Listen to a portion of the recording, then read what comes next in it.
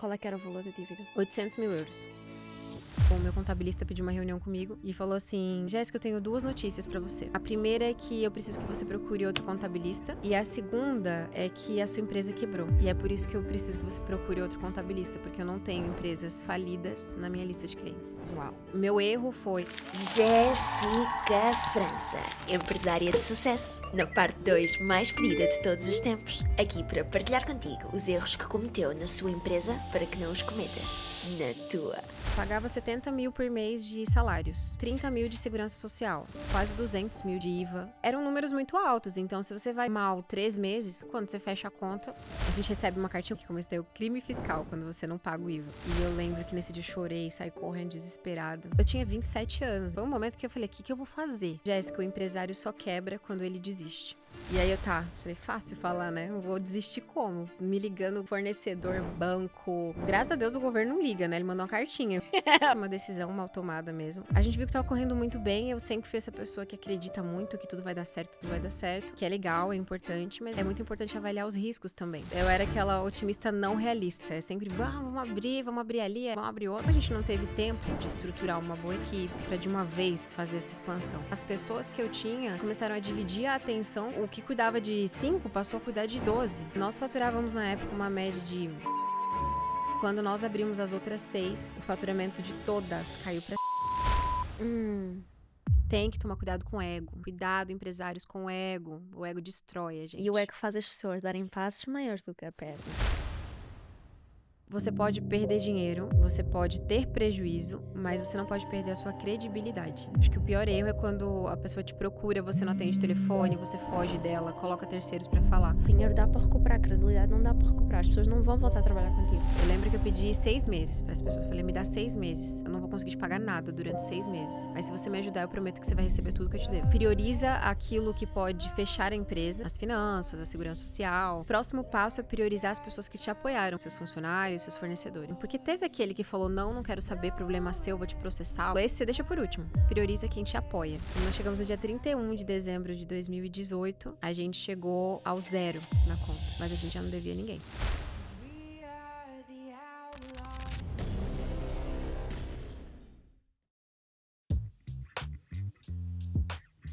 Eu, antes de nós começarmos este episódio, eu quero dar um contexto às pessoas, que é, se chegaste aqui de paraquedas, para tudo, porque não é este episódio que tu tens que ver.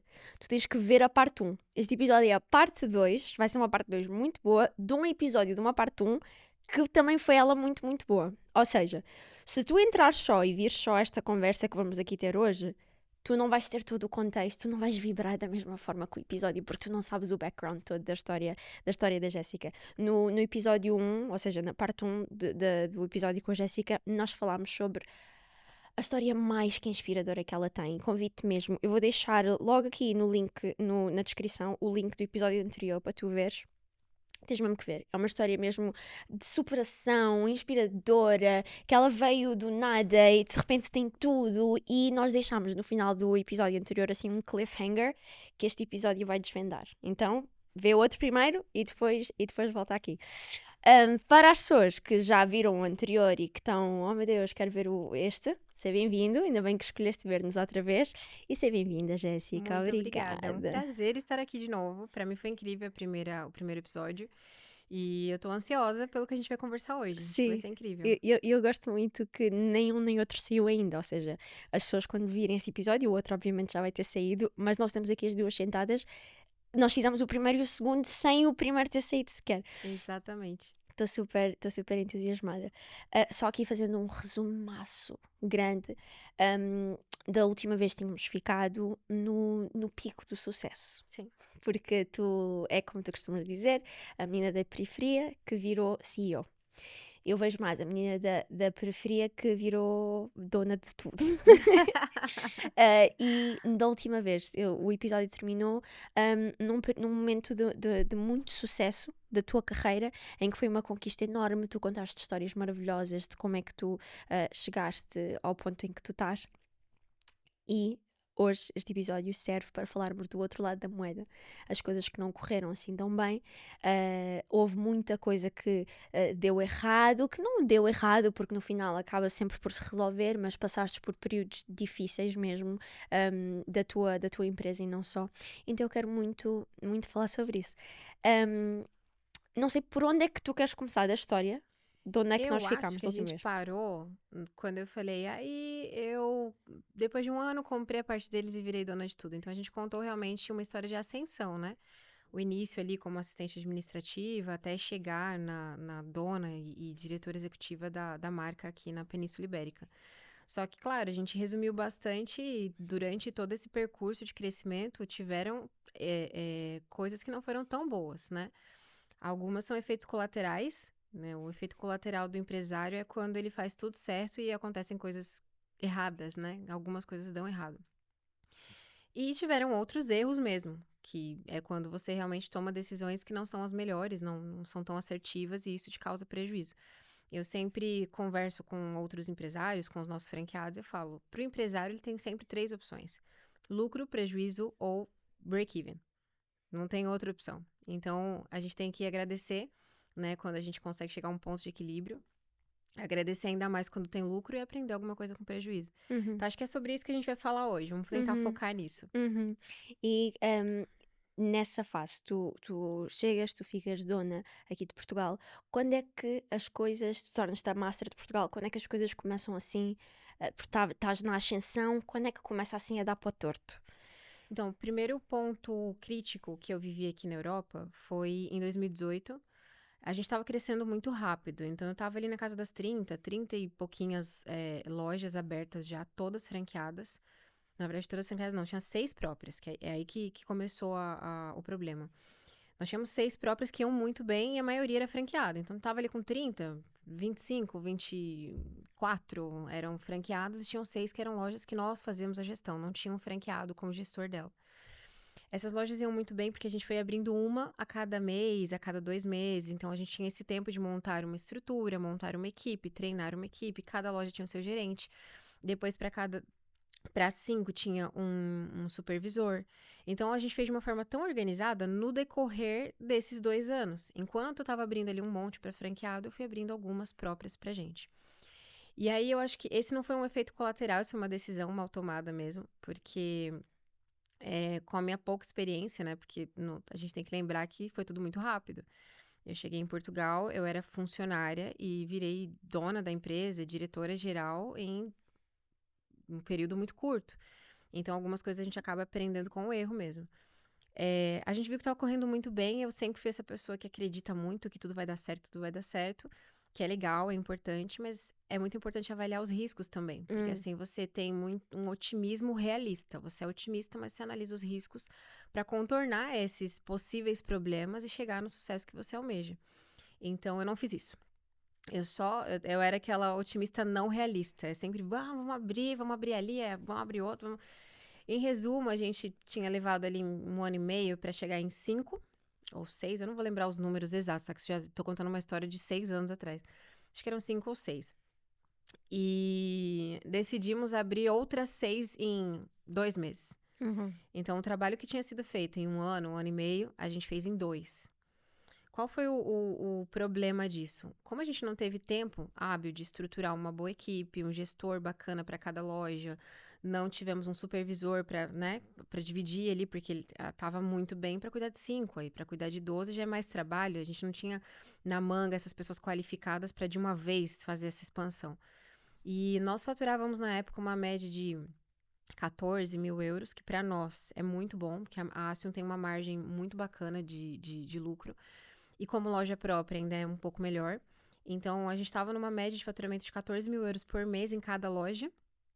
E quando nós abrimos as outras 6, o faturamento de todas caiu para 6.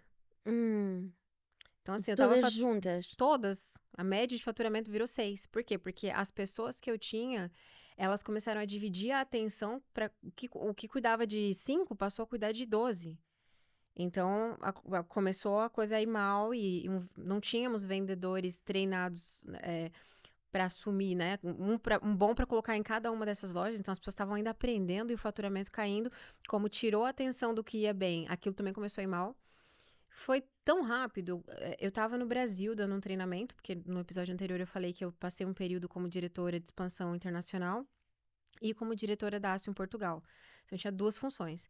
Tentava gerir aquilo que eu estava construindo aqui e tinha que me preocupar se os executivos do Brasil, por exemplo, tinham treinamento, estavam vendendo franquia, se não estavam vendendo franquia. E eu lembro que eu fiquei 20 dias no Brasil e quando eu voltei, o meu contabilista pediu uma reunião comigo e falou assim, Jéssica, eu tenho 2 notícias para você. E aí eu já sabia, né? Uma gestora sabe que acumulou dívidas, não tinha não tinha fechado a conta ainda com ele. A gente tinha marcado essa reunião para ele me falar o tamanho a gente fala do rombo no Brasil. Não sei como isso vai Aqui soar nós dizemos do estrago. Tamanho do estrago. Quando a gente fez essa reunião, ele falou: tenho 2 notícias para você. A primeira é que eu preciso que você procure outro contabilista. E a segunda é que a sua empresa quebrou. E é por isso que eu preciso que você procure outro contabilista, porque eu não tenho empresas falidas na minha lista de clientes. Ou seja, Uau. esse contabilista, ele não queria nem fazer se eu quisesse encerrar a empresa, abrir falência, ele não queria nem fazer isso, porque ele não queria ser o contabilista que abriu falência de uma empresa em Portugal. Ele pediu para procurar outro. E aí eu lembro que ele me apresentou os números, né? O acumulado de dívidas. É muito fácil acumular uma dívida de 1 milhão quando você trabalha com números altos, tá? Qual é que era o valor da dívida? 800 mil euros. Esse era o valor da dívida. É fácil porque, assim, eu pagava 70 mil por mês de salários de funcionários. Pagava 30 mil de segurança social. Nós pagávamos 55, quase 60 mil de aluguel de shopping. Eram números muito altos. Então, se você vai mal 3 meses, 4 meses, quando você fecha a conta, já tá astronômica, né? Então, meu erro foi, eu não me preparei para uma expansão muito agressiva e você precisa se preparar para essas coisas, porque só o otimismo é bacana, é legal, mas quando você avalia os riscos, você fala, não posso abrir mais 6, né? Vou abrir uma, vou treinar quando estiver bom, porque a nossa estratégia era muito boa. A gente abria uma loja e a gente precisa de 3 pessoas num quiosque, a gente colocava 5, porque 2 eu estava preparando para a próxima abertura. Então, eu deixava sempre um número maior de pessoas dentro de cada abertura para que ela fosse formada para a próxima. Só que essa foi assim, cara, dezembro, vamos pegar 6 de uma vez, vamos faturar com 12, vamos. Deu errado. Vocês estavam a dar passos maiores que a perna. Demos passos muito maiores do que aquilo que a gente conseguia aguentar. Primeiro porque, assim, como eu te falei, eu cheguei aqui com 2.500 euros e a minha empresa, se eu te apresentar o balancete, né, o balanço patrimonial da minha empresa, ela começa com 2.500 e tudo é faturamento. Não teve injeção de capital. Eu tenho muito orgulho disso, porque normalmente uma empresa quando cresce, ou ela vende uma porcentagem para algum fundo de investimento, ou pede algum apoio de banco. Óbvio, nós tivemos alguns apoios de banco, dessa dívida, 150 mil era um empréstimo do banco. Mas o apoio que eu tive sempre foi para caixa, para fluxo de caixa. Então, eu tenho que fazer uma compra de 200 mil na fábrica. Para o Natal, por exemplo. Então, o banco me dá 200 mil, me dá 120 dias, eu vendo esse produto quando ele chega para os franqueados e eu tenho que devolver os 150 mil, perdão, do banco num período curto. Então, nós nunca tivemos uma injeção, sabe, de 4 milhões e bora fazer uma expansão. Não. Tudo que existe foi com muito trabalho, foi errando e acertando. O risco disso é que nos momentos em que a gente teve alguma crise financeira, não tinha fluxo de caixa para aguentar, então eu lembro que eu liguei pro presidente da marca, que a gente falou bastante dele, né, no episódio anterior também. Eu liguei pro presidente da marca e falei, quebrei. Vem aqui, vê o que você faz, porque no fundo a marca é dele, né? Então a decisão de, ela quebrou, mas a minha marca eu posso ir lá, arrumar tudo, pago a dívida, resolvo tudo e a marca segue. Até porque uma grande vantagem da minha empresa é que quando eu tenho um problema financeiro, o risco do meu franqueado é quase 0. Porque o franqueado tá indo bem, a operação dele é um faturamento e uma gestão à parte da minha. Então, se eu tiver com problema financeiro e tiver com dívidas, o franqueado, ele dificilmente vai sentir.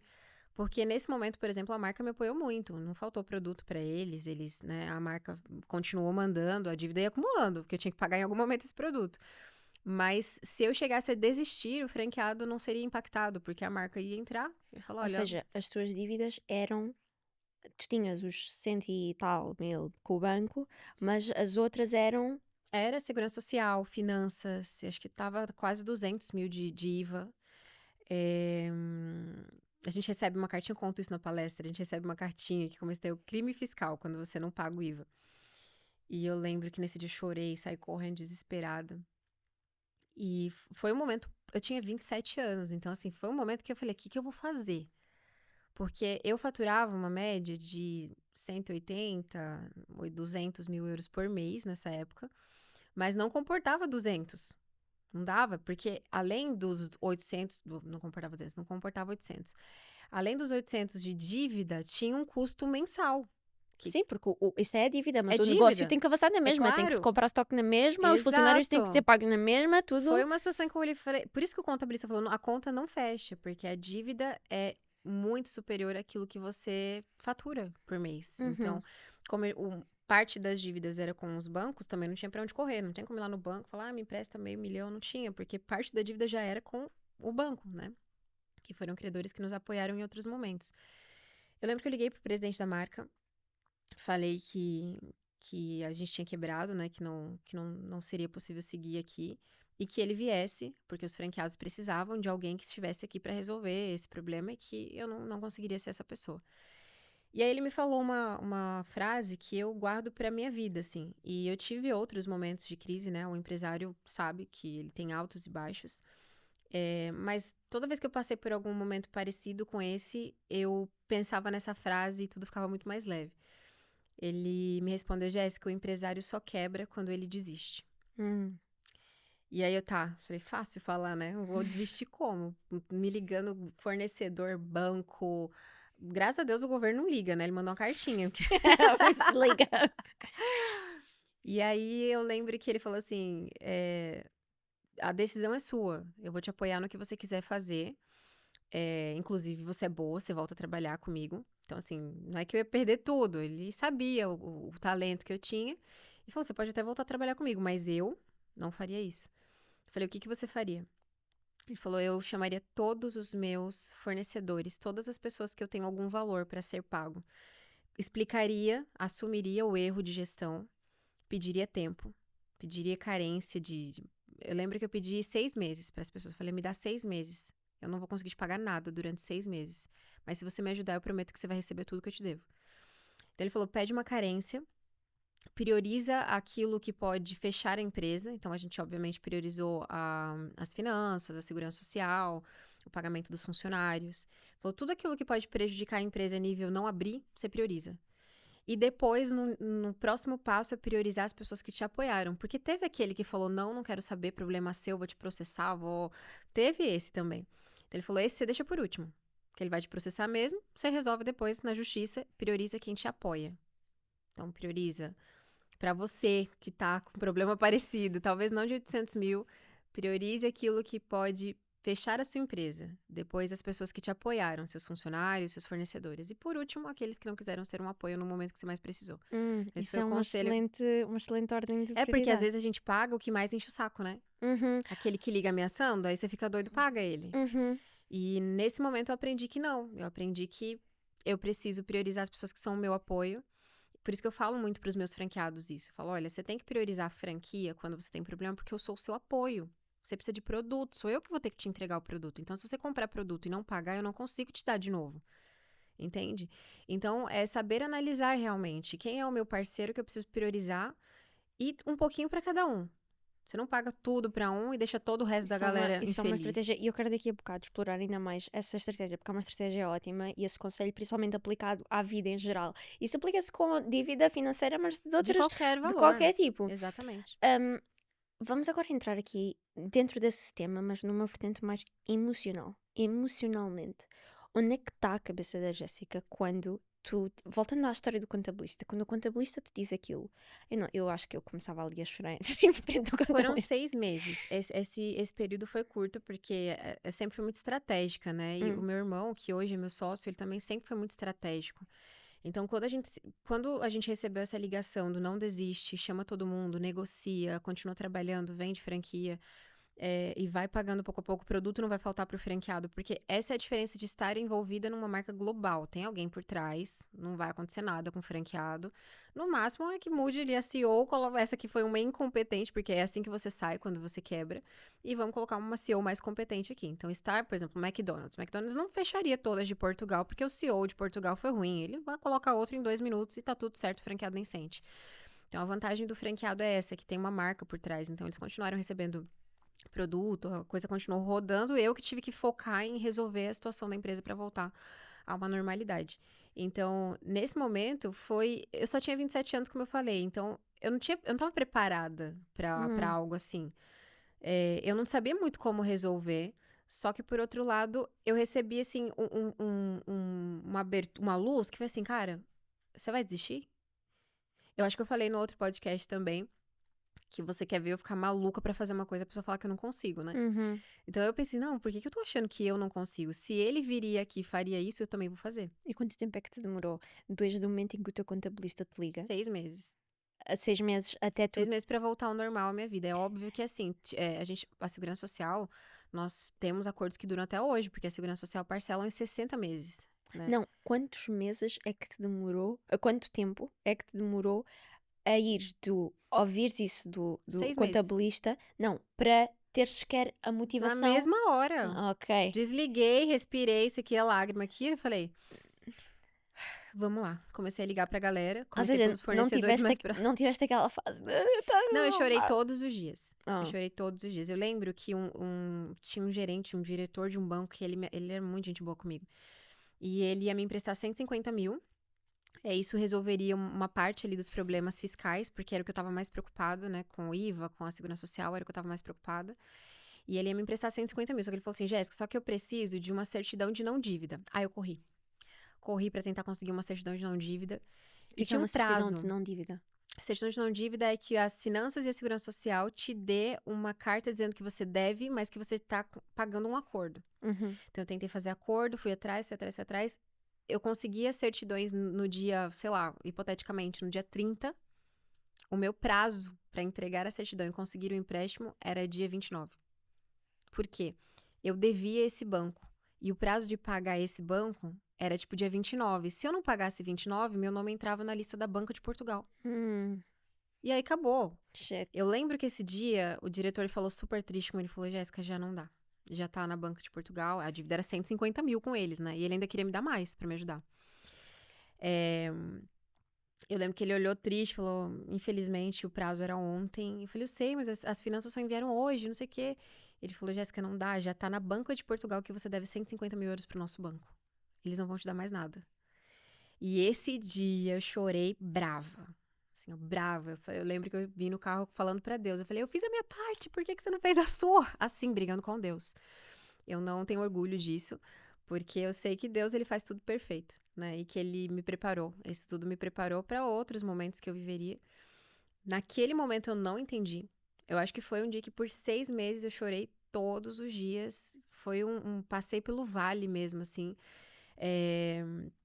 Nós terminamos muitas coisas foram refinanciadas, né, com banco, com finanças, fornecedores a gente foi pagando mesmo, segurança social, essas coisas a gente tentou pagar o máximo possível, mas eu lembro que minha conta em dezembro estava 150 mil negativa, porque o banco ele deixa a sua conta negativa, você deve 150 e coloca ela negativa. Ele congela E ali. tudo que vai entrando, vai baixando. Eles comem.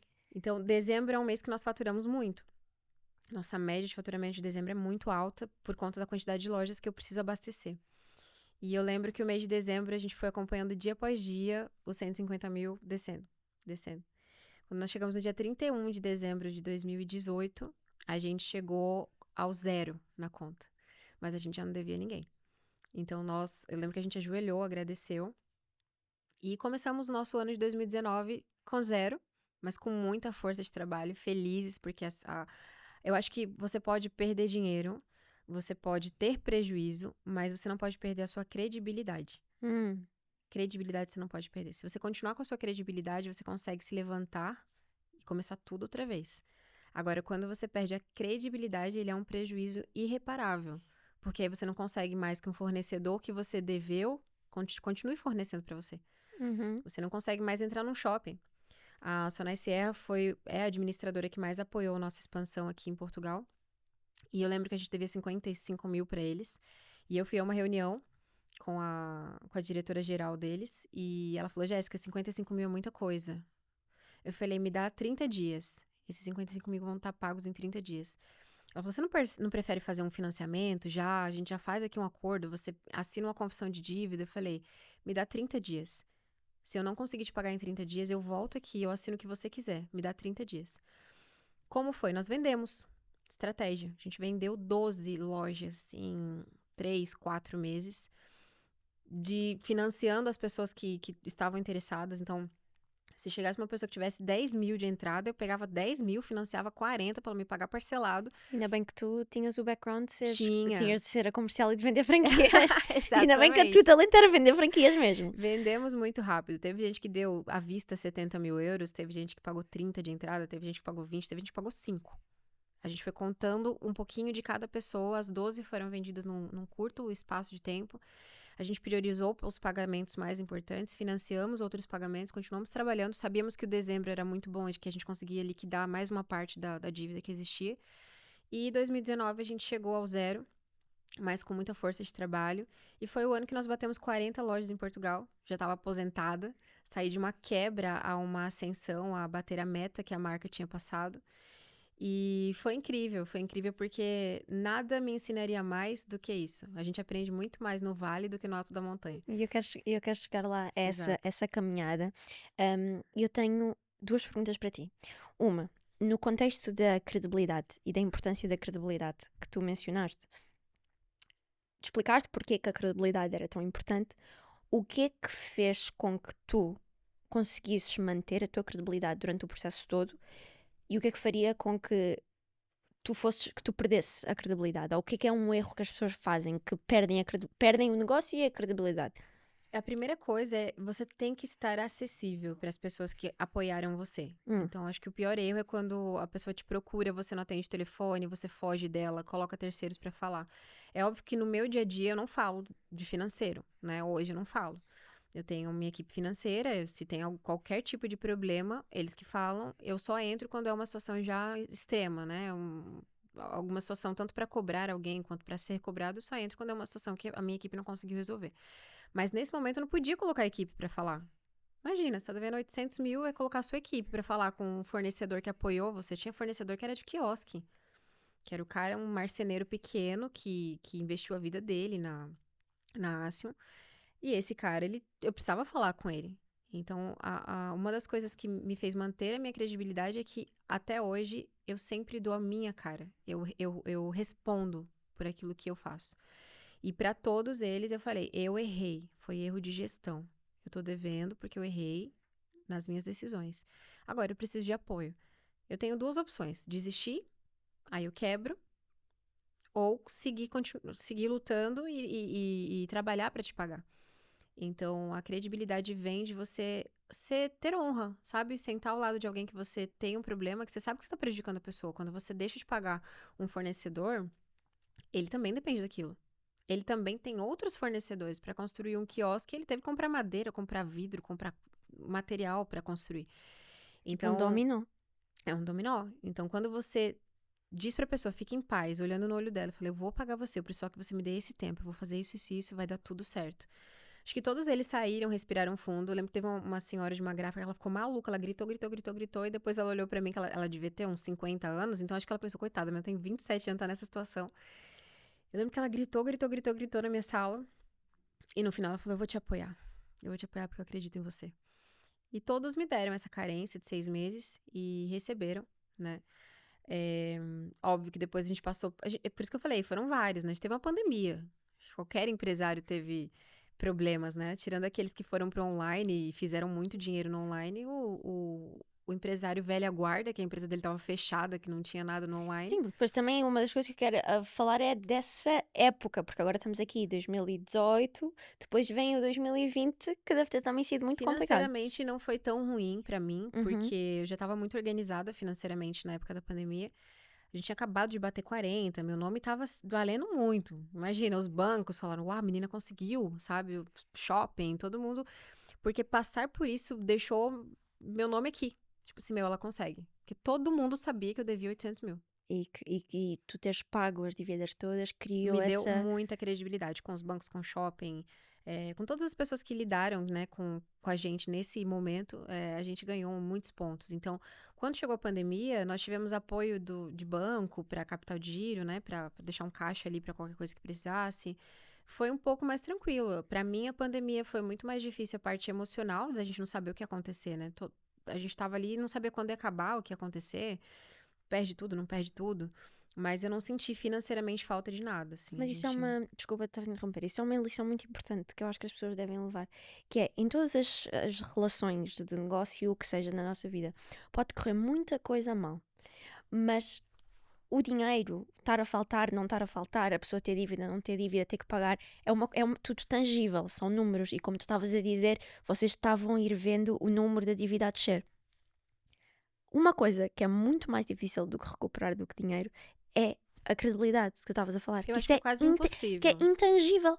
Porque Exato. é com base de opinião, é com base em confiança. E confiança é tipo um papel que está limpo, lindo, tu machuca, já não dá. Não volta, exato. Não volta. Eu acho que é o patrimônio mais valioso de qualquer empresário. Eu acho que se você me perguntar o que é sucesso pra você, sucesso pra mim é que as pessoas que convivem comigo saibam que eu posso cair 50 vezes, a 50 eu vou levantar. E eu sinto que há muitos empresários, e isso é um erro que eu aconselho mesmo as pessoas não cometerem, e isso é uma grande aprendizagem que estás a dar aqui, por isso é que eu queria voltar aqui a este assunto, que é, há muitas pessoas que se preocupam muito com, lá está, os números, ou aparecer os números, uma coisa assim, maior, parecer maior do que está, etc, e preocupam-se muito com o financeiro, com coisas assim que também são importantes, mas que no processo danificam a credibilidade delas, e isso não dá para recuperar. Não. O dinheiro dá para recuperar, a credibilidade não dá para recuperar, as pessoas não vão voltar a trabalhar contigo. Eu falo muito isso com os franqueados, porque a gente tenta apoiar o máximo possível, mas já tive casos, assim, até recentes, agora no Natal, de franqueados que levaram 10 mil euros de produto, a gente dá 30 dias para serem pagos,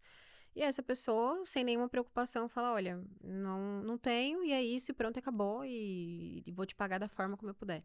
Então, a credibilidade de alguém que age assim, ela é destruída por completo. E eu sou aquele tipo de pessoa que eu não dou muitas oportunidades, não. Eu dou a oportunidade, sabe? Se você fizer bem, você vai ter sempre. Agora, financeiramente, não é que o problema é não ter, tá?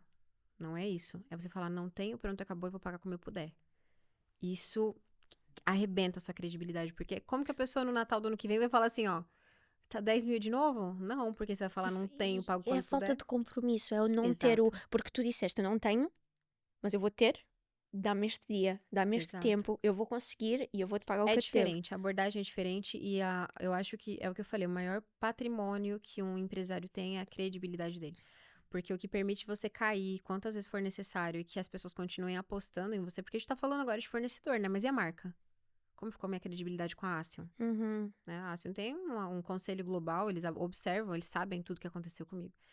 E eu recebi aplausos deles pela força tão jovem, né? Muitos deles esperavam que eu voltasse a trabalhar para a marca e saísse daqui perdendo tudo. Mas tu conseguiste. Então, eu acho que vai muito além, assim. Para mim, dinheiro ele muda de lugar o tempo inteiro. Então, tem ano que eu fecho com lucro, tem ano que eu fecho pagando a conta e tem ano que eu apostei numa coisa que deu muito errado e eu pago a conta dela, fecho com prejuízo. E assim funcionam em todas as empresas, né? É o que eu falei do efeito colateral. Quando nós fazemos tudo certo, uma pandemia é um efeito colateral. Ninguém espera, deu tudo errado. Todo mundo, teve muitas empresas, inclusive brasileiras, que fecharam aqui em Portugal. A própria Açaí Concept, que é muito grande no Brasil, acho que ele tem mais de 1.000 pontos. E fecharam a própria Chili Beans, que também tem mais de 1.000 pontos no mundo. Aqui fecharam quase todas, estão voltando à expansão agora. Mas foram marcas que sofreram na pandemia. E que demoraram, a gente tá o quê? 4 anos já depois da pandemia e a Chili Beans tá voltando Vai fazer com força agora 5. Exato. Sim, já estamos em 2025. E eu por Exato. acaso tenho uma questão. Voltando aqui ao lado mais humano, porque tu és uma excelente empresária e a maneira como tu conseguiste superar esta situação é a prova disso. Enquanto pessoa, enquanto tu estavas nestes 6 meses a trabalhar, a batalhar para isso acontecer, de que forma é que tu sentes que a tua vida pessoal foi afetada por esta situação que estava a acontecer na tua vida de trabalho? Eu, assim, nessa época eu tinha só o meu filho, Uhum. né? Não tinha um relacionamento. Morávamos, meu filho, eu e duas meninas que eram amigas que trabalhavam conosco. Eu senti muito apoio delas na época, principalmente de uma delas. E eu acho que minha vida pessoal. Eu nunca tive muita vida pessoal, tá? Ela, qual vida pessoal? O que é que és? Agora eu vou dizer que eu tenho muito mais, mas nessa época minha vida era só trabalho. Então, acho que foram 6 meses que eu só olhei pra minha vida profissional. Eu tentava ficar bem com o meu filho em casa, esquecer um pouco a situação que eu tava vivendo. Dava, ou não conseguias? Eu chorava todo dia, como eu te falei, foi lágrima. Mas eu tenho uma coisa que eu faço desde pequena. Quando eu quero alguma coisa, eu sempre penso que é uma fase que vai passar. Eu repito isso pra mim. Então, quando eu tô num momento ruim, eu sempre penso assim, é uma fase e vai passar. Então, eu olhava pra isso assim, tá, é uma fase, vai passar. E eu esperava passar, sabe? Eu tentava manter a minha cabeça calma, Uhum. trabalhando muito pra que passasse. Mas eu tentava olhar pro final do horizonte. Você fala, tá, quando eu terminar isso aqui, eu chego ali e vai dar tudo certo. Então, isso me ajudava a me manter equilibrada. Chorava, que eu sempre brinco que quando eu tenho um problema muito grande, eu choro, mas não é porque eu sou fraca, é porque é a minha forma de expressar o que eu tô sentindo.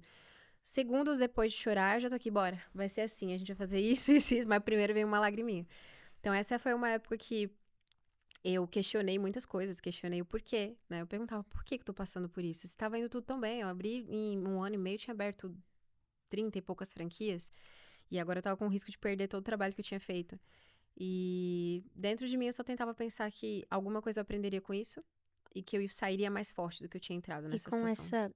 com essas aprendizagens dessa fase específica, porque depois ainda as coisas ficam um sucesso e depois eu sei porque eu já te sigo, eu já vi entrevistas tuas, sei que depois passas por um outro período difícil, hum, mas neste específico, para além da situação que nós já falámos, das pessoas darem um passo maior do que a perna, que outras coisas é que tu aprendeste sobre os erros que tu cometeste, que tu aconselhas as pessoas a não cometerem? Normalmente, quando eu comecei em Portugal, eu olhava tudo. Então, financeiro, para comprar uma caneta. Eu olhava, aqui que comprar uma caneta? Tá, eu assinava e autorizava.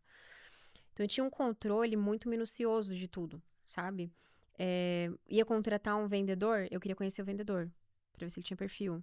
Acompanhava, via se tinha tido treinamento. Nós tínhamos reuniões semanais para ver o desenvolvimento de cada loja que a gente abria. Quando a gente foi chegando nas 30, eu fui começando a deixar de fazer as coisas que eu fazia no início. Todo empresário faz isso, tá? Eu tinha secretária. Tipo, eu não falava com ninguém. Eu não falava nem com a minha equipe mais. Eu não tenho orgulho, a gente tá falando que não fazer, Uhum. tá? Eu já não falava nem com a minha equipe direito. Eu tinha ali 3 pessoas que eram gerentes que falavam comigo e o restante falava com o gerente. Minha secretária falava com shopping, falava com fornecedor, e eu tava ali focada em crescer, como que mais que eu posso fazer? Então eu acredito que quando a gente deixa de fazer aquilo que a gente fazia no início, as coisas começam a desandar. E eu acho que as pessoas que conseguem chegar a um sucesso e se manter ali são as pessoas que conseguem continuar aqui. Na cabeça eu tô aqui, ainda que eu esteja aqui. Então, uma das razões foi isso. Quando a gente olhou o financeiro, tinha coisa que eu não sabia. Por quê? Porque eu não tava olhando, né? A gente tinha dívida que apareceu lá. Vou te dar um exemplo besta aqui, tá? De 30 linhas de telefone contratadas em nome da empresa, que eu tava pagando todo mês, gerando dívida, dívida, dívida, que eu nem sabia com quem tava o telefone. Que era, tipo, cada funcionário da empresa um telefone, depois cada quiosque um telefone, e eram todas contas. Então, eram coisas que eu deixei de ver. Alguém tomou essa decisão e eu não aprovei, eu já tava ali a coisa indo do jeito que Deus queria. Não, Deus não, né? Do jeito que alguém queria.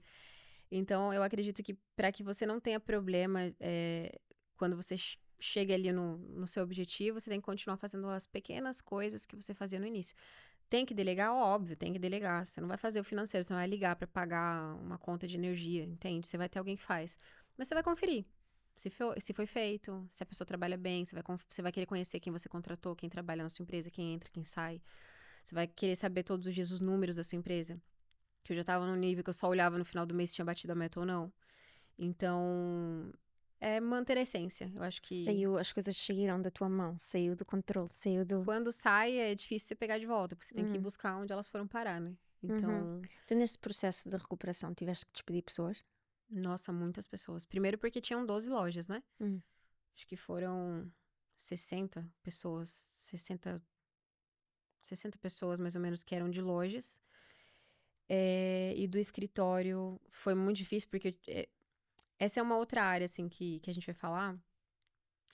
Eu contratei muitos amigos para trabalhar para mim. E eu sinto que esse foi o meu grande calcanhar de Aquiles, porque eu tive que demitir. Então, o fato é, não contrate alguém que você não pode demitir. Então, assim, minha gestora financeira era uma pessoa da minha família. E eu tive que mandar ela embora, porque, primeiro, ela tinha um salário que eu já não conseguia pagar, porque eu tava cheia de dívida.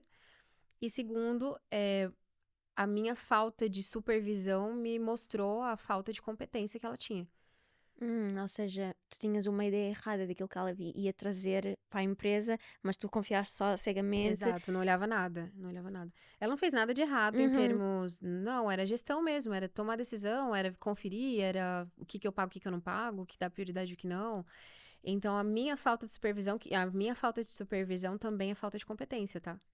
Eu assumo isso. Ou seja, tu ficaste do género, não, eu conheço esta pessoa, ela Não, ela e eu fui vai fazer outras coisas. Eu tava no Brasil dando treinamento, eu tava viajava o tempo inteiro. Eu apoiei a expansão da marca na França, apoiei a expansão da marca na Alemanha, fui pra Bélgica fazer reunião com shoppings e eu estudava, né?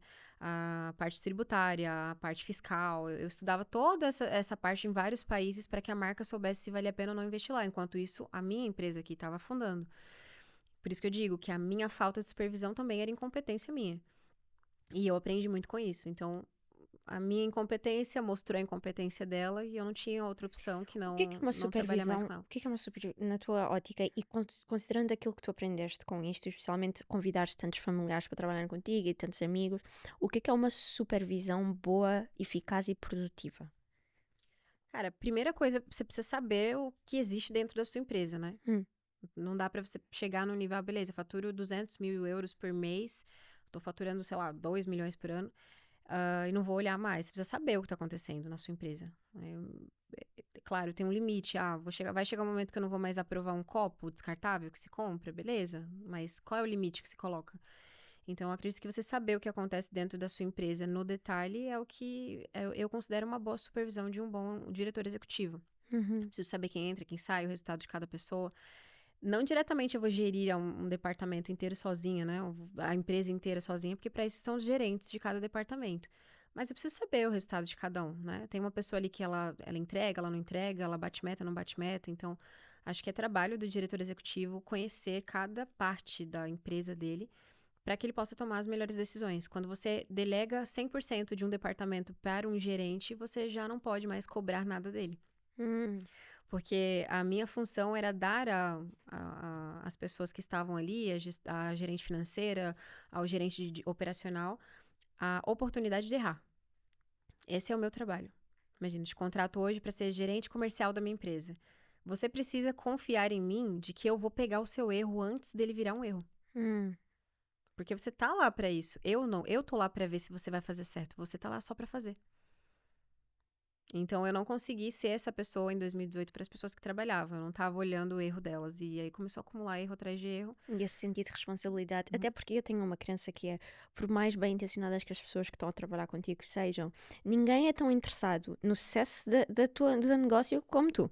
Eu até acho que nesse momento eu tinha, porque as pessoas que estavam amavam, né, muito a empresa e todas dependiam dela, mas é o que eu falei, incompetência não é uma palavra pejorativa, na minha opinião, incompetência é falta de competência em alguma área, e você muda isso, é uma coisa que você consegue alterar, você muda estudando, você muda praticando, enfim, você consegue mudar, então pra mim não é uma forma pejorativa de falar. Você pode ser a pessoa que ama demais a empresa, mas que não tem competência para gerir determinado problema da empresa. E quando você entende isso, tanto eu como gestora, quanto as pessoas que trabalham, você se cobra menos, mas sabe de quem é a responsabilidade do seu trabalho. Então, eu contratei um analista financeiro, eu preciso conferir o trabalho da pessoa, porque ela não tem experiência para não errar, e a empresa é minha, a responsabilidade é minha. Então, eu considero um bom supervisor aquele que entende tudo sobre a empresa dele, confere, tá perto, é apoio, sabe ufa, ainda bem que a pessoa viu, senão isso aqui ia ser um prejuízo de não sei quantos mil, porque alguém viu. E o gestor tem que ser essa pessoa. E como é que nós fazemos com que essa supervisão não se transforme em micromanaging? Aquele supervisor chato que está sempre lá, que não deixa as outras pessoas trabalhar também. É uma linha muito tênue, né? Porque você precisa dar autonomia para um gestor quando você contrata, mas ao mesmo tempo, se ele cometer algum erro, você que paga o prejuízo. Uhum. Então, eu acredito que você tem que deixar soltar a pessoa, mas ficar observando se tá certo, se tá errado e chamar antes do erro acontecer. Olha, isso aqui que você ia fazer não é assim, não. Mas aí você dá autonomia para que ela possa acertar e errar, né? Acertou, é um parabéns, muito obrigada, é isso, você tá no caminho certo. Errou, olha, isso aqui não pode fazer assim, senão a gente vai perder dinheiro. Então, é dar autonomia, mas observar. Sabe, mãe, quando o filho começa a andar? Uhum. Eu acho que é isso, tá andando, você deixa, se cair, vai machucar a perna. Teve uma situação, uma pessoa que trabalhava no financeiro, uma vez ele fez uma transferência errada de 15 mil euros. Com uma outra conta. Era assim, graças a Deus não foi pra conta de outra pessoa, ele fez pra uma conta da pessoa que tinha que receber o dinheiro que já não existia. Só que era um fornecedor desses que são insuportáveis, que, se você não entrar hoje na minha conta, amanhã você já vai pagar com multa, com juros. E então não dava pra atrasar, porque era esse fornecedor que a gente fala assim, não, esse aqui você paga no dia só pra evitar. E aí ele transferiu errado, ligou pro banco, falaram que a conta estava inativa e que teria que esperar 3 dias pro dinheiro voltar. 3 dias eu tô em atraso com o outro. Que ele não ia querer saber que transferiu errado. Não era esse perfil de fornecedor. E aí eu lembro que eu fiquei muito pé da vida. Muito pé da vida. Porque pra mim o básico é a conferência do trabalho. Eu jamais faria uma transferência errada, porque pra mim, se eu tô colocando no banco a informação, eu confiro 3 vezes pra ver se eu tô fazendo certo. Até porque é dinheiro, né? Mandar pra uma conta errada, você dificilmente consegue recuperar. Só que nesse dia eu lembro que eu olhei e falei, cara, ele já deve estar tão mal. Ele já deve estar tão triste com o erro dele que se eu falar qualquer coisa, ele vai ficar destruído. E qual é a minha função neste momento? Eu abracei e falei, fique em paz, todo mundo comete erros. O importante é que a gente vai conseguir resolver. Fica tranquilo. E eu acho que isso é um bom líder e é uma coisa que nem toda a gente tem a capacidade de fazer. Porque há muitas pessoas que ficam frustradas e não percebem que elas estão numa posição diferente, que ali precisam ter um papel diferente. Tu, se quiseres, podes chegar a casa e podes estar a falar com o teu marido e dizer, foda-se. Que menino louco! Mas tu tens Mas que ter outra... tato. Eu não fui essa pessoa a vida inteira, tá? Não fui. A primeira equipe que eu tive em Portugal trabalhou comigo 1 mês e eu mandei todo mundo embora. Ah, não. Juro, tinha zero. Porque primeiro que eu não era empresária, eu era executiva, eu trabalhava com metas, eu só precisava vender franquias. Sim, tu eras boa vendedora. Não tinha esse contato. Eu tinha uma assistente no Brasil, que ela era assistente do departamento inteiro. Então, até ela, às vezes, ela fazia alguma coisa errada, eu falava, presta atenção aí, né, meu, vou fazer errado. Mas era bem de leve. Então, quando eu cheguei aqui, eu não tinha sido preparada para contratar pessoas. Aí tive que contratar uma para ajudar no marketing, uma para ajudar no financeiro, uma para ajudar no showroom, a outra para ajudar na supervisão.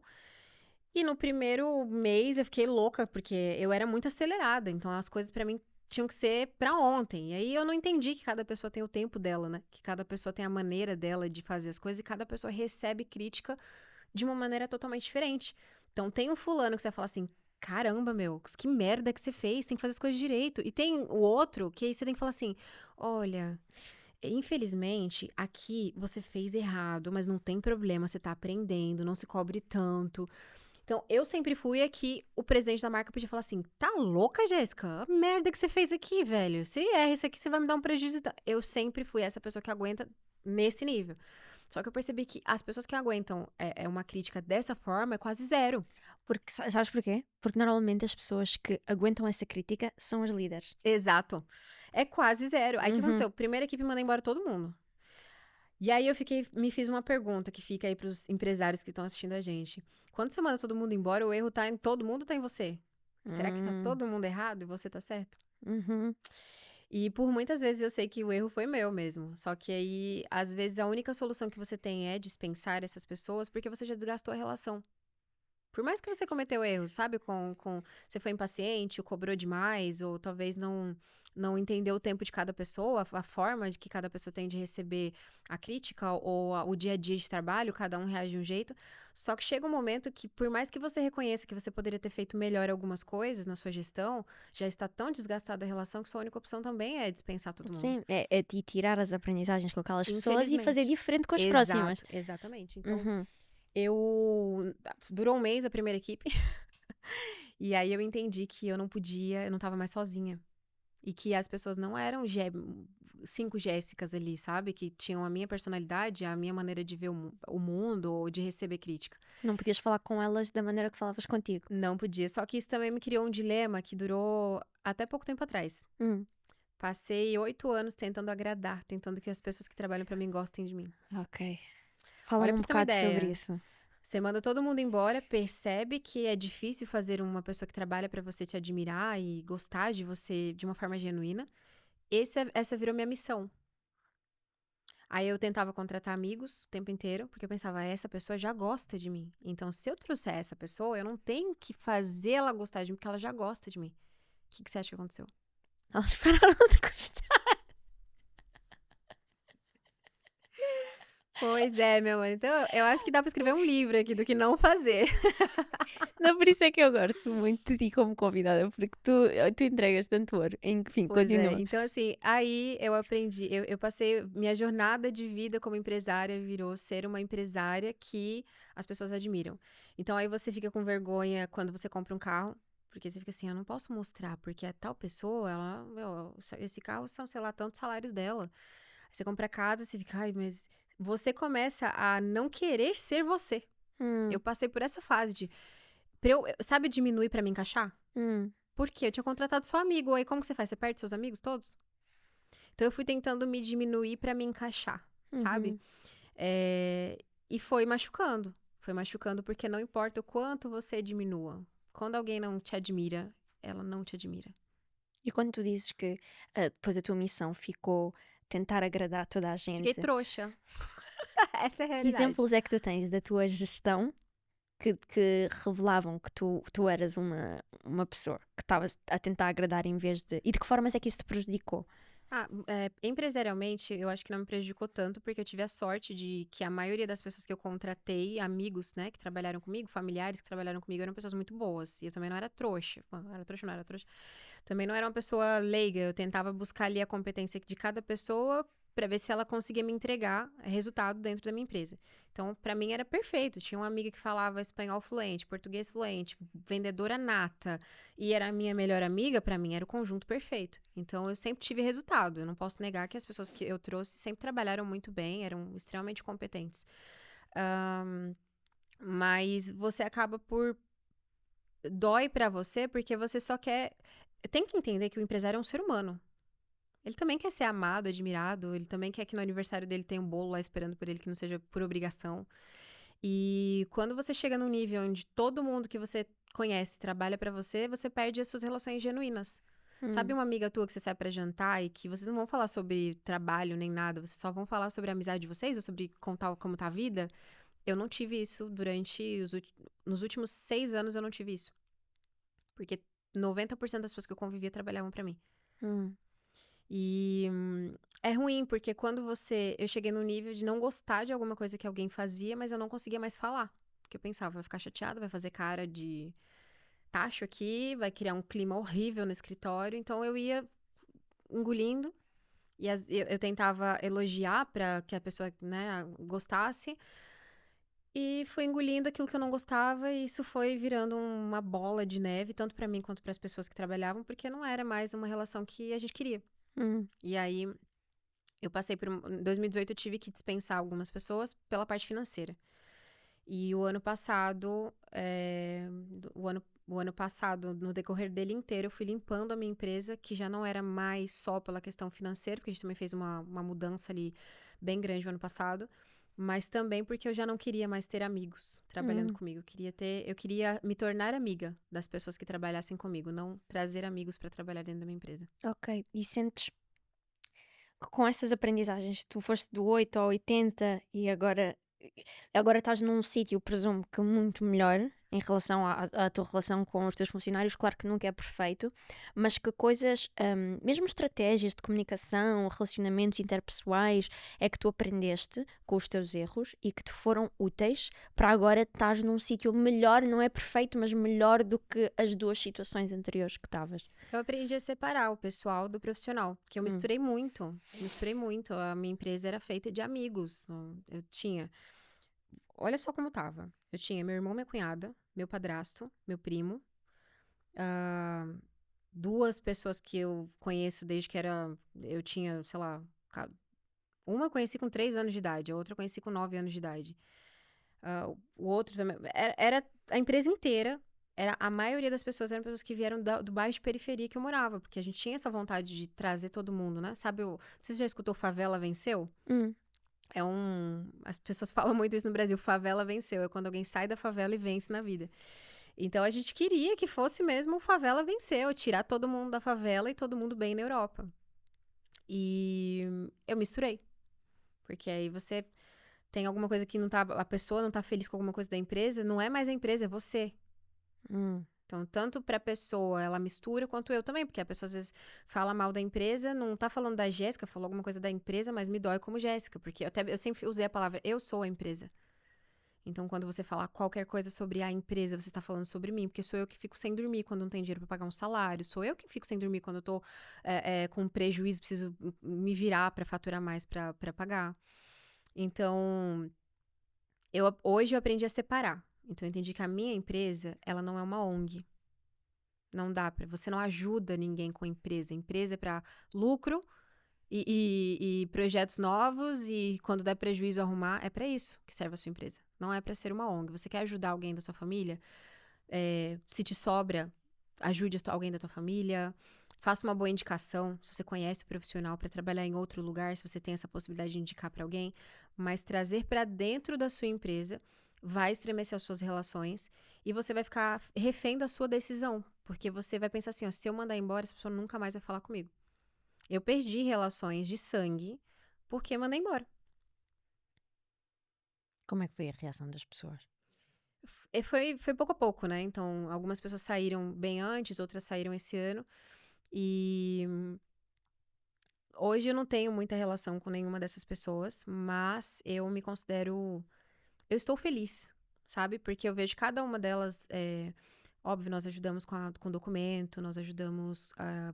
quase todas delas moraram na minha casa nos primeiros meses, porque eram amigos mesmo. Quase todos tinham o aluguel do apartamento que eu alugava para a pessoa poder morar, porque não tinha um nome para alugar nada aqui em Portugal. Carro, deixava no meu nome o carro da pessoa, porque ela não tinha nome para ter carro.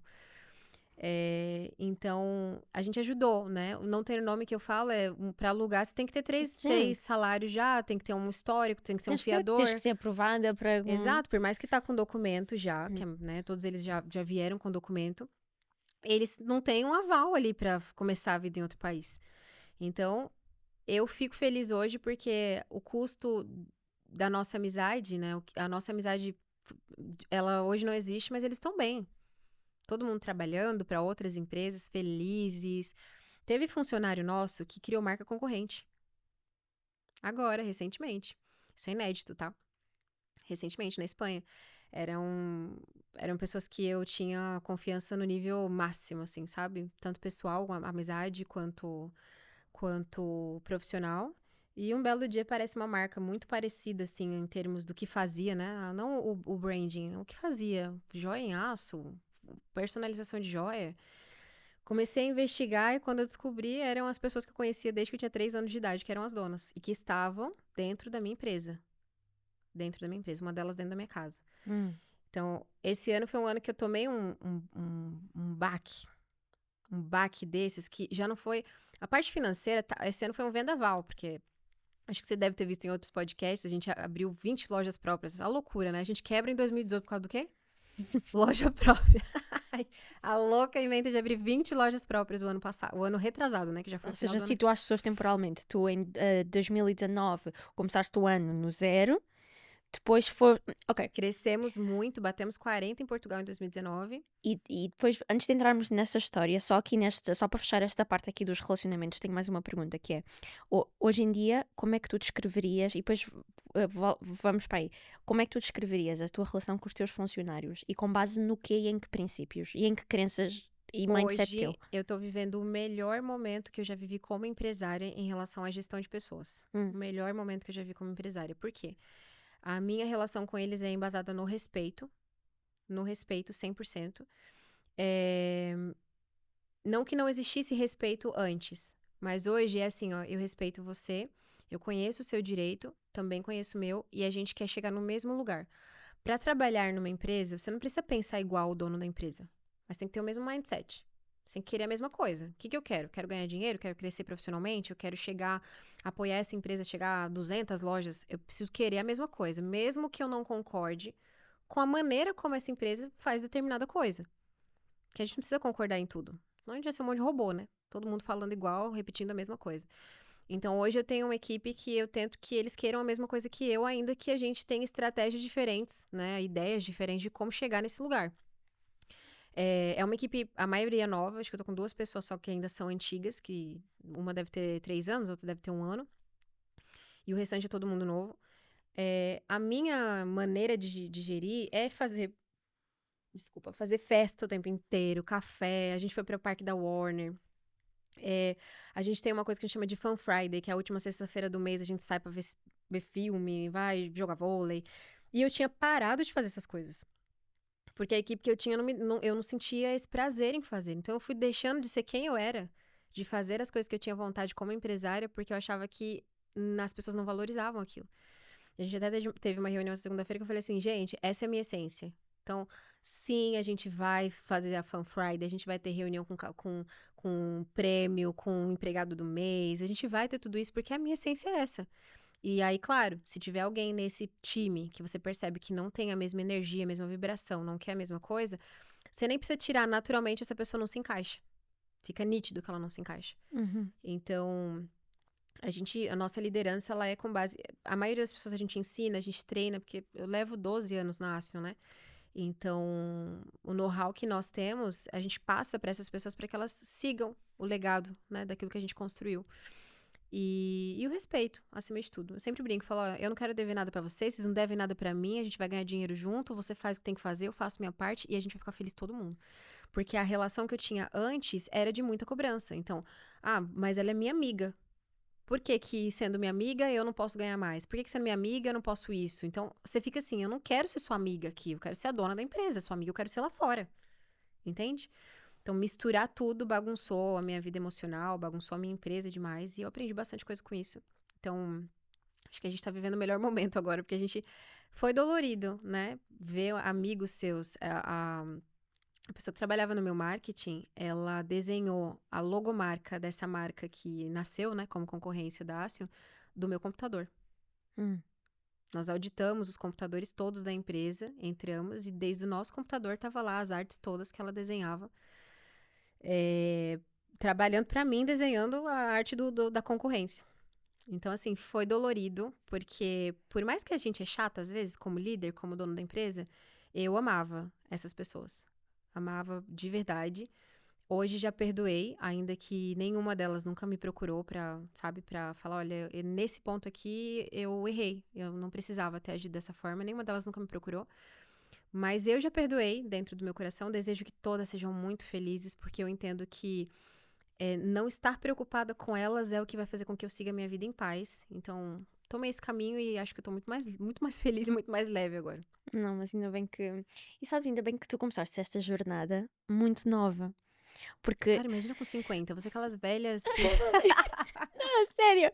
Porque agora tu já podes estar. Claro que a vida não é perfeita, mas tu já podes estar com certos benefícios da tua aprendizagem. Ainda bem que eu aprendi agora. Ainda bem que eu aprendi agora. Eu penso isso sempre. Eu tenho 33 anos. Aprendi muita coisa, né? No mundo empresarial, eu me considero uma rocha. Eu passei por esse ano por problemas financeiros também, por conta das 20 lojas que eu abri e fechei. Sim, que era isso que agora eu tinha perguntado. Investi todo o dinheiro lá e fiquei o ano inteiro pagando a conta do prejuízo. Ok, agora vamos para essa parte, que é 2019, tu consegues zerar as tuas dívidas, vamos começar de novo. Mas depois, as coisas estavam em extensão, mas houve uma outra quebra. Continua a história. Depois teve a pandemia, né, que a gente conseguiu passar por ela, e aí o 2020, 2021, 2022, 2023, foram anos que a gente estava tentando se recuperar, voltar, a gente chegou a fechar, a gente tinha 66 lojas antes da pandemia, e aí a gente baixou, fechamos acho que umas 16 lojas, então a gente estava trabalhando para voltar a crescer. Então foram 3 anos ali, porque as pessoas ficaram com medo, né, fora que no ano seguinte fechou de novo, então foi aquele vai, não vai. A economia do mundo estava ainda muito receosa, né? As pessoas não sabiam se investir, se não investir, se ficar quietinha. Então, a gente passou 3 anos tentando voltar para o lugar. enquanto nós vivíamos todo esse impasse com amigos trabalhando na empresa, tá? Uhum. É tentar crescer enquanto você gera aqui relações interpessoais dentro da empresa com seus amigos, que são seus funcionários. Só que aí em 2024, eu falei, cara, a galera tem medo. Aqui em Portugal já tá cheio, mas na Espanha eu percebo que eles têm um pouco de medo de investir. Os espanhóis, eles têm um perfil muito mais de trabalhar para a empresa, de serem funcionários públicos. Tem, claro, né, a sua porcentagem de investidores, de pessoas que são, tem outro perfil. Mas eu senti muita dificuldade de expansão lá, que aqui em Portugal foi muito rápido, lá na Espanha eu tava engatinhando. Falei, quer saber, eu vou abrir tudo loja própria, porque eu tenho aqui os quiosques, eu tinha, acho que uns 30 quiosques guardados em um armazém, que a gente recebeu antes da pandemia. Falei, eu vou abrir tudo como loja própria. Falei, já aprendi a lição, já sei que tem que ser um, depois o outro e tal. Eu abri 20 quiosques em 6 meses, louca, varrida.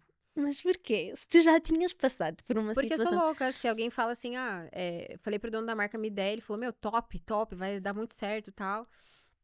Eu sou muito competitiva, tô trabalhando isso em mim, a Master do México na época, que agora trocou, a Master da marca no México tinha aberto 70 franquias no pós-pandemia e eu tava me sentindo assim, por que eu não tô conseguindo abrir? Por que ela tá no 70 e eu tô aqui no... Ela tinha passado de mim, né? Eu era a segunda maior Master. E lembrando que quando tu agora estás no contexto de master e tens que gerir aqui as coisas, mas no tempo que tu eras comercial e que tu eras diretor de expansão, etc., tu eras sempre a melhor.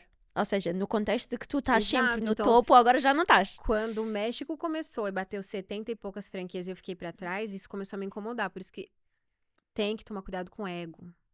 Cuidado, empresários, com o ego. O ego destrói a gente. E o ego faz as pessoas darem passos maiores do que a perna. Exato. O ego faz com que você tome decisões que não vão te dar bons resultados. Então, assim, eu não... É o que eu falei. Eu prometi pra mim mesma que eu só ia me expor um dia se fosse pra falar a verdade.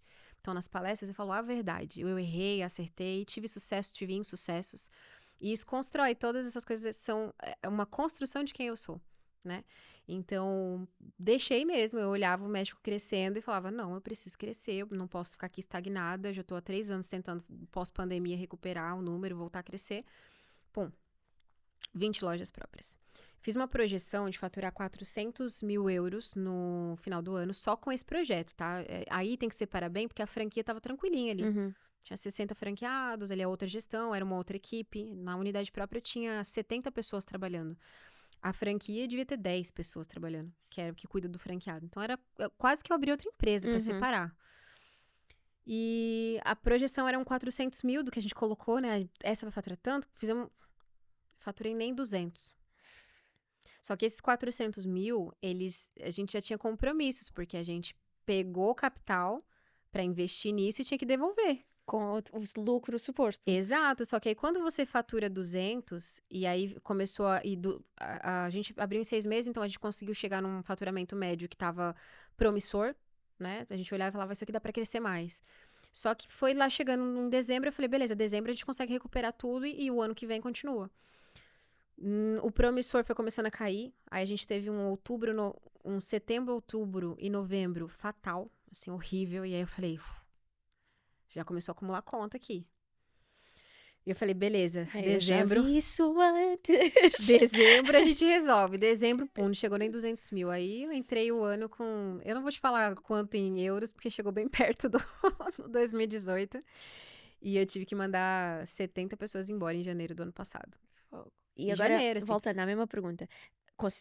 Depois de tudo isto, como é que tu te sentes, Jéssica? Esse ano me senti muito bem. Porque a dívida só foi mais alta porque eu apostei mais alto. Não foi pela mesma incompetência, tá? Isso pra mim foi um efeito colateral. Por quê? Porque eu fiz tudo certo. Eu visitei ponto por ponto, eu conheci as meninas da equipe. Eu montei uma equipe muito forte para cuidar das unidades próprias. Eu tinha um monte de gente trabalhando para cuidar. Tinha supervisora, tinha gerente de operações, que era quem tinha o contato direto. Fazer reunião para meta. Então, eu fiz tudo o que eu não tinha feito em 2018. Então, por que não vendeu? Eram muitas lojas, né? É um risco. O negócio tem risco. Eu abri 20 de uma vez, não tava... Por mais que você dê o seu melhor, às vezes o seu melhor não é suficiente pro tamanho do risco que você assumiu. Então, é basicamente isso. O meu melhor não era suficiente pro tamanho do risco que eu assumi. O erro foi o mesmo. Só que eu tentei dar o meu melhor dessa vez. O erro foi 20 lojas, é mais difícil dar atenção para 20 lojas, é mais difícil fornecer produto para as 20 lojas. Então, se chegasse produto pouco, eu não podia priorizar a loja própria, porque a prioridade da Action é o franqueado. Então, o franqueado comprava tudo que sobrava e ia para a loja própria. Então, assim, dessa vez, por que eu chamo de efeito colateral? Porque eu tentei fazer tudo que estava ao meu alcance, aquilo que eu aprendi, não foi porque eu não olhei, só que o meu melhor não era suficiente pro tamanho daquele projeto. Precisava de mais capital fluxo de caixa, eu precisava de mais expertise, eu precisava de mais pessoas, eu precisava de mais logística para a chegada do produto, eu precisava de mais um monte de coisa. Só que foi uma lição nova, que isso eu ainda não sabia. Eu sabia outras coisas que eu fiz bem, só que aí tinha outras coisas que eu aprendi errando. E para mim foi muito importante, muito importante. Não chorei, assim, por tema financeiro. Se eu chorei alguma vez foi pelo estresse. Uhum. Mas não fiquei triste como fiquei em 2018, porque eu já tinha entendido qual era o processo. Já sabias como é que tu ias fazer para sair Nós dali? montamos um Excel e fomos colocando ali um pagamento de dívida ali, 100, 200 mil por mês de dívida, mais o faturamento do mês. E aí eu coloquei e falei, beleza, setembro eu termino de pagar e minha vida volta ao normal. E aí apertei a mão do meu irmão e falou, setembro volta ao normal. E aí a gente viveu isso de forma leve, preocupada. Tiveram meses que foram mais complicados. Tivemos que, imagina, eu mandei 70 pessoas embora, deu mais de 80 mil de indenizações. E aí a gente falou, olha, pessoal, chamamos nosso advogado. Qual que é o limite aqui pra gente fazer um acordo? Porque se for pra pagar todo mundo, não consigo. Então é melhor eu pagar um pouco pra cada um e ir pagando mês a mês. E aí ele propôs e falou, você consegue até 6, até 5. E aí a gente pegou as indenizações, fizemos negociações com os funcionários, né? Explicamos que a gente ia fechar, que quebrou. Muitas nós vendemos e outras a gente fechou. Tiveram ali umas 4, 5 meninas que processaram a gente, não aceitaram nenhum tipo de acordo, processaram. Como eu falei, elas são as últimas, porque a audiência delas acabou sendo 6, 7 meses depois do que eu já até teria terminado de pagar e eu só podia... Eu falei, não tem problema, ó, eu queria pagar em 5 meses, mas se ela quer 9, não tem problema. Mas foi um momento que a gente passou de forma muito tranquila. E foi legal, porque assim, foi o ano que eu decidi palestrar. Eu fiz 18 palestras no ano passado e tinha dia que eu abria meu Instagram e essas meninas que não aceitavam o acordo, ou até meninas que aceitavam, mas naquele mês a gente teve algum atraso, não tinha conseguido pagar no dia 10, tava esperando pra pagar daqui 10 dias, daqui 15 dias, sei lá. Essa menina tava me arrebentando no meu Instagram. A dizer o quê? Me arrebentava. Você tá aí falando que é uma mulher de sucesso e parcelou minha rescisão. Eu vivi isso, menina. Foi difícil. Só que eu tinha muito claro o que eu queria e o meu propósito, sabe? Porque eu não entendo sucesso como isenção de problema. Eu não entendo sucesso como isenção de problema. Eu entendo sucesso como resiliência. Ok. Como eu posso cair e eu vou levantar. Isso pra mim é sucesso. Aquela capacidade de levantar. A capacidade de construir. Uhum. Eu sei que eu sou capaz de construir tudo outra vez, se precisar. Eu confio nisso. E era isso que eu te ia perguntar agora. E só pra não perder, eu respondia todas, tá? A dizer o quê? Eu falava, oi, tudo bem? Olha, eu sei que deve estar sendo muito complicado pra você, mas eu estou aqui palestrando porque a palestra me coloca em evidência. Eu estar em evidência me ajuda a vender mais franquias, e vender mais franquias me traz mais dinheiro pra eu poder te pagar logo. Beijinho, Então, bom fim de semana. Não, eu mandava assim, ó, você não vai me ver prostrada em casa chorando porque eu te devo, você vai me ver trabalhando. Todos os dias, Vai te pagar. você vai me ver trabalhando. E era isso que eu ia te perguntar agora para terminar a conversa. As nossas conversas passam sempre muito rápido. É que eu falo muito, perdão. Não, esse é o objetivo, por isso é que tu és das melhores convidadas que eu tenho aqui. A minha questão é, lá está, para entrar aqui numa onda final. Como é que tu fizeste essa gestão emocional porque tu começaste a receber convites para ir falar e no início tu já tinhas partilhado no outro podcast que tu ficaste com aquela sensação de quem sou eu para estar a vir contar uma história de uma expansão de uma empresa quando eu tenho estes problemas todos a acontecer na minha empresa, mas depois tu ultrapassaste isso. Como é que tu conseguiste ultrapassar isso para tomar a decisão de não, eu vou palestrar e vou contar a minha história? Foi muito difícil porque a primeira palestra que eu fiz já foi para 400 pessoas e foi eu fiquei muito em evidência ali em Madrid, né? Todo mundo ia num salão de beleza, as pessoas falavam, você é a Jéssica, né? Então, a comunidade brasileira me conheceu nesse evento. Tava todo mundo nesse evento. E depois daí começaram a surgir muitos convites para palestrar. Só que foi no meio do furacão, porque eu palestrei em novembro de 2023 e em janeiro eu mandei todo mundo embora. E foram quando começaram a aparecer muitos convites para palestra. E eu tava assim, gente, eu tô no olho do furacão. Eu tenho que esperar setembro, que setembro já terminei, eu tenho história para contar de superação, vou poder contar que tô passando por problemas que já resolvi. E aí eu sentia no meu coração que eu acredito que os nossos sonhos, eles nos testam. E eu falei, eu quero palestrar, eu quero contar a minha história, porque quando eu perdi todos os meus amigos, quando eu olhei para as minhas relações pessoais e percebi que eu era muito solitária, porque eu tentei ajudar todo mundo e perdi todo mundo, eu fiquei me perguntando por que minha vida tinha mudado. Eu cheguei a me perguntar, por que mudou tanto? Pra eu ficar sozinha? Pra cada 10 pessoas, 9 falarem mal de mim só porque eu sou quem eu sou? Só porque eu sou a pessoa que digo sim ou digo não? E aí eu comecei a me questionar o porquê. E eu não tava feliz. Eu não me sentia feliz. Eu olhava pra tudo que eu tinha construído e pensava, tudo isso pra no final não ter um amigo pra compartilhar. Tem uma casa com piscina, que não tem um amigo no final de semana pra chamar pra tomar um banho de piscina com você. E eu cheguei nessa fase lá. E aí eu entendi que... Essa é forte, essa de como agora, essa é forte.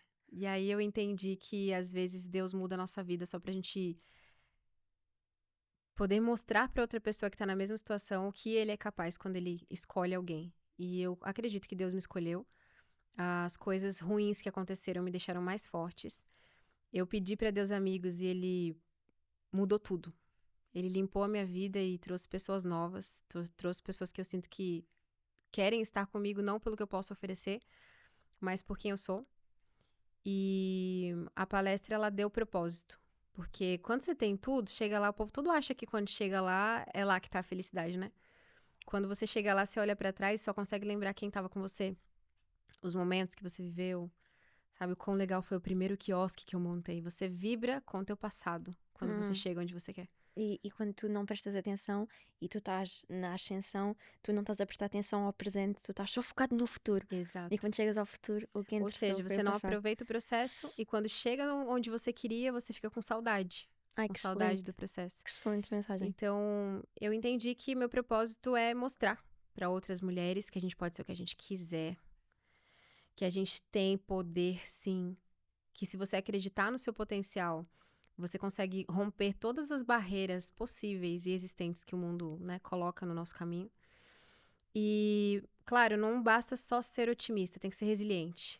Mas quando você entende que o bom não dura para sempre e o ruim também não, você continua sempre fazendo aquela oração, não tem problema, já vai passar. Isso é só uma fase. Ah, É então... só uma fase. já Onde é vai que as pessoas te podem encontrar? Eu não sei porque o Instagram entendeu que eu sou a Jéssica. Se você colocar a Jéssica, aparece o meu primeiro. Tem um monte de Jéssica no mundo. Mas a Jéssica sou eu. Então tá lá a Jéssica França. Para as pessoas que quiserem contratar a palestra, é contato@jessicafrança.com. E é isso. Tão bom, gosto. E recomendo mesmo que sigam, que ela partilha. E eu gosto da maneira como tu partilhas. Gosto às vezes partilhas. Tu precisaste de uma coisa no início do ano, estavas a organizar a casa, uma coisa assim. Eu gosto de acompanhar o lado pessoal do empreendedor. Gosto mesmo muito de acompanhar. Então eu recomendo que as pessoas também o façam. Muito obrigada por teres vindo mais uma vez. Obrigada. Gostei imenso. Saí mesmo daqui com muitas coisas que eu vou aplicar na minha vida. Mas podes ter a Fico certeza. feliz. Esse era o objetivo. E eu tenho a certeza que há muitas pessoas lá em casa que também vão aplicar. E eu aprendo sempre muito contigo. Eu sinto que da última vez tu inspiraste-me e desta vez tu ensinaste-me. E eu acho que foi um combo excelente. Esse é o objetivo. O objetivo é que aquilo que a gente vive de bom e de ruim sirva para que outra pessoa não precise viver tudo de ruim que você viveu para chegar no bom que você Lá vive. está, é aprender. Eu gosto de aprender com os erros, mas gosto mais de aprender os erros dos outros. Exatamente. Muito melhor e muito mais fácil. Então, obrigada por tu teres vindo, obrigada por teres estado aqui. Se gostaste deste episódio, por favor, subscreve-te. Não te esqueças de subscrever e vejo-te no próximo episódio. Um beijinho. Corta.